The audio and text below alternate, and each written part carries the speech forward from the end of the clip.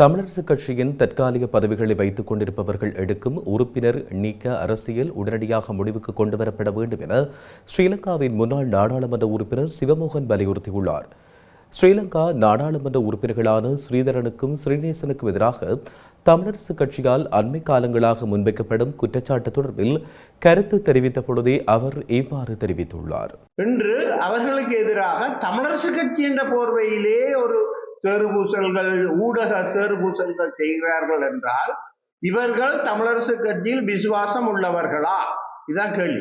இன்று திருட்டுத்தனமாக, அரசியல் அலங்கோலத்தனமாக, துரோகத்தனங்களால தமிழரசுக் கட்சியை பதவிகளை, தற்காலிக பதவிகளை வைத்துக் கொண்டிருப்பவர்கள் முன்னெடுக்கும் நடவடிக்கை மக்களுக்கு நல்லபடியாக தெரியும். யார் இதிலே தமிழ் தேசியத்துடன் உள்ளவர்கள், தமிழரசுக் கட்சியுடன் உள்ளவர்கள், எவர் இதற்கு எதிராக இந்த தமிழரசு கட்சியை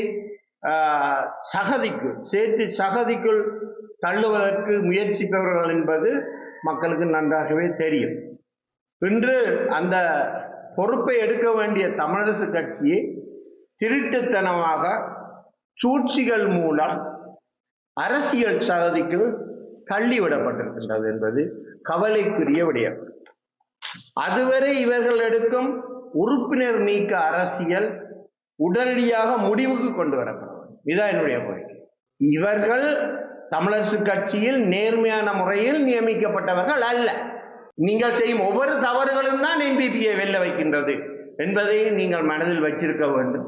எனவே நீங்கள் உடனடியாக ஜனநாயக ரீதியில் இந்த தமிழரசு கட்சியை மறுசீரமைப்பதற்கு இந்த மத்திய குழுவில் இருக்கும் அனைவரும் முன்வர வேண்டும். இப்படியான தற்காலிக பதவி நீக்க, இடைநிறுத்தல், கடிதம் எழுதுதல், அனைத்து நிகழ்ச்சிகளும் உடனடியாக இடைநிறுத்தப்பட்டு ஒரு தமிழரசு கட்சியை மக்கள் விரும்பிய ஒரு அமைப்பாக கொண்டு நடத்த வேண்டும்.